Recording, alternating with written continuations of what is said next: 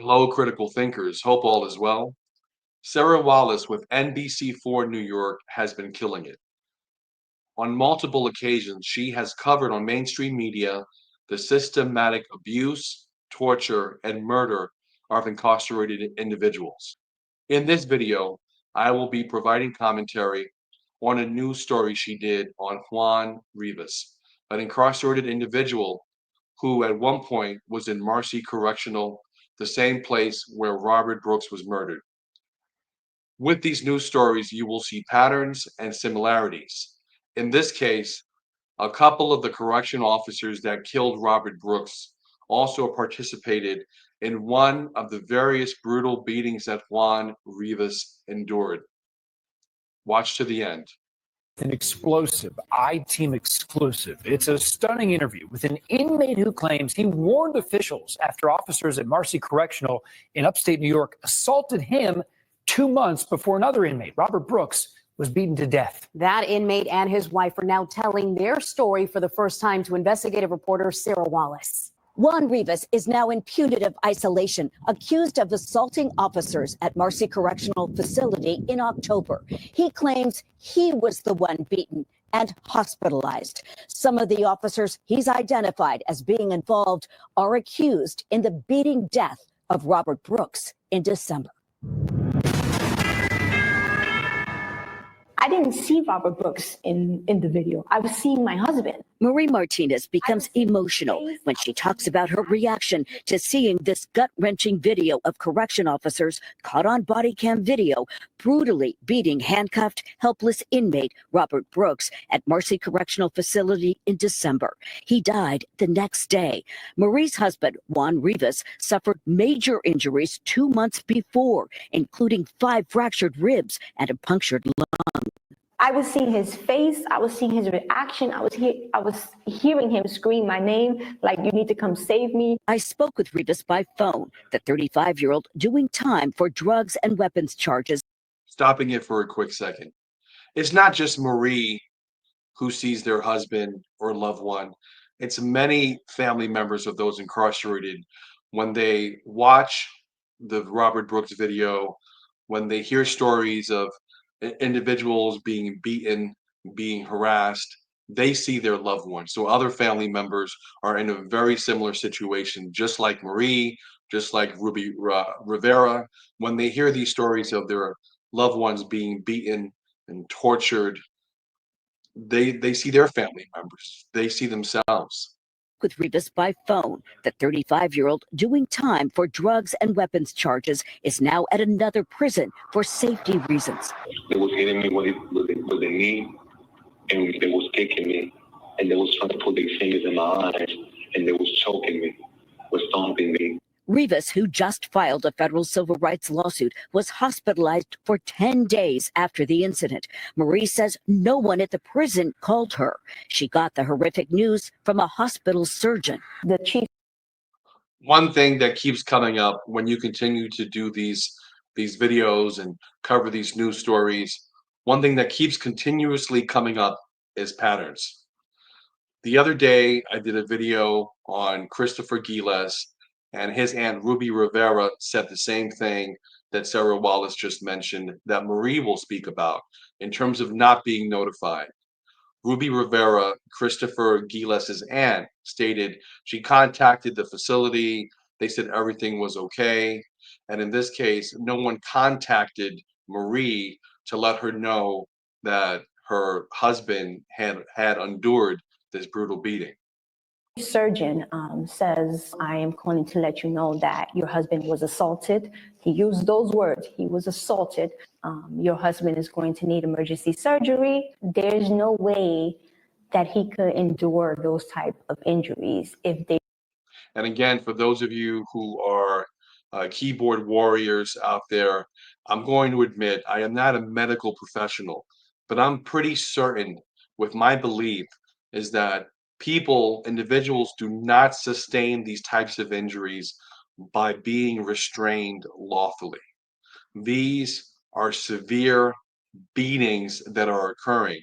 You don't have this level of injuries and collapsed lungs and broken ribs if somebody is simply being restrained. What's happening is a cold, calculated attack on someone who's incarcerated. He did not want to kill him. I thought I wasn't gonna make it that day, man. You didn't think you were going to make it that day? No, I thought I was gonna die that day, man.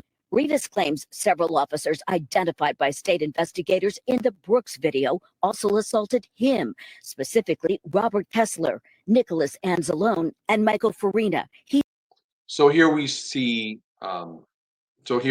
Farina stomping on the genitals of Robert Brooks. These three names have come up before, and what you will find when there's a new story of abuse or a new story of murder is that these correction officers have been involved in numerous other beatings. This is a consistent pattern that we see. It's undisputable now that these same correction officers who murder those who are incarcerated, who beat those who are incarcerated, do this on a systematic basis and go unchecked. Docs has refused to discipline these individuals.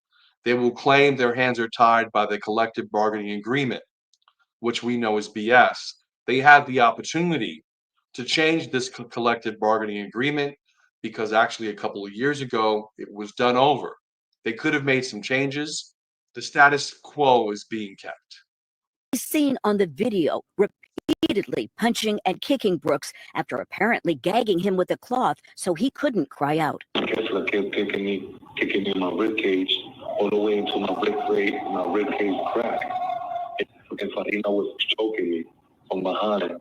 Farina is not listed on the official department use of force incident report, but Rivas' attorney says that is not unusual. That's often the case where they're not going to say all the names of the COs that are involved when they write up a use of force report. They're covering things up for each other.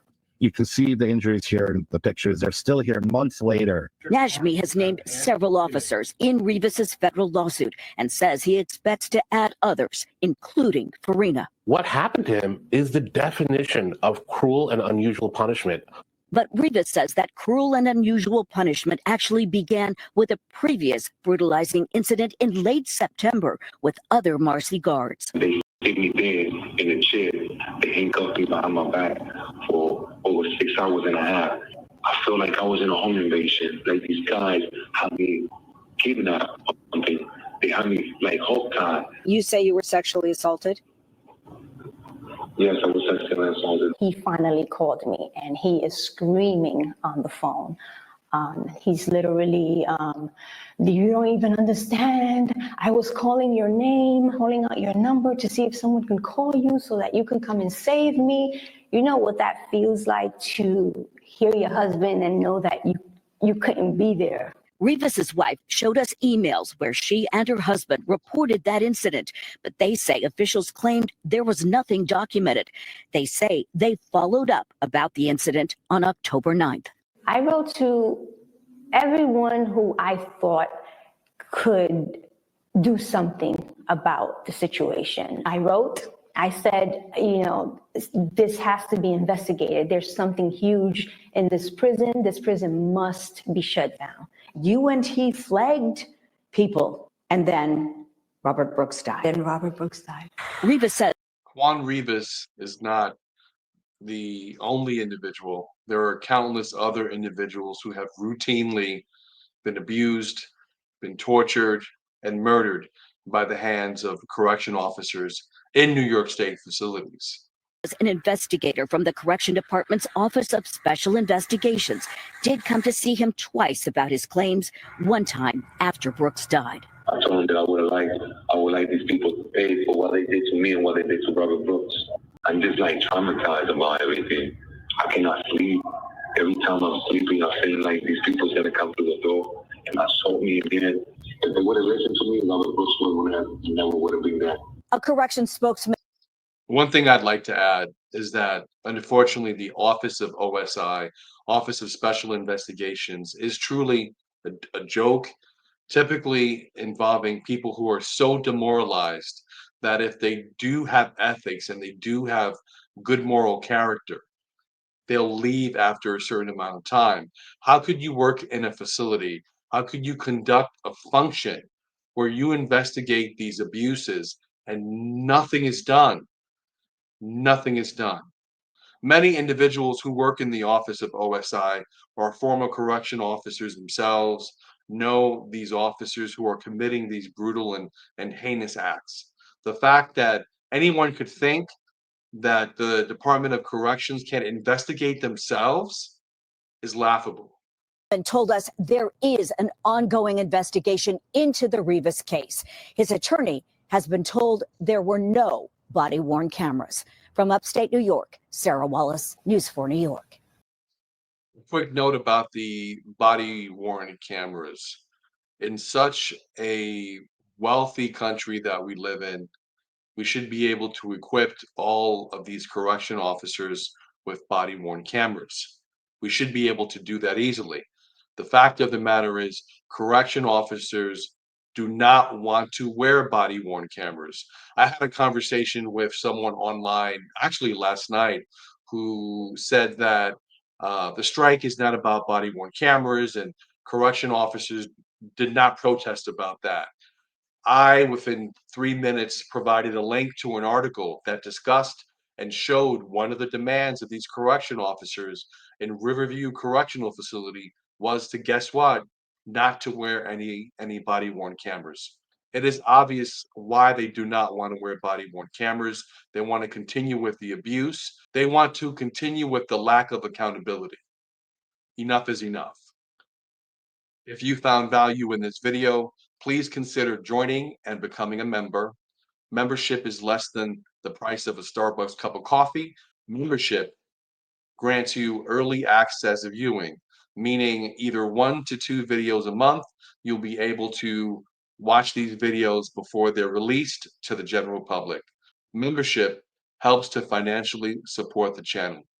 If not, no worries. Feel free to like the video, comment below on the video, and share the video. And if you feel that I've earned it, please subscribe to the channel. Take care, God bless, and see you next time.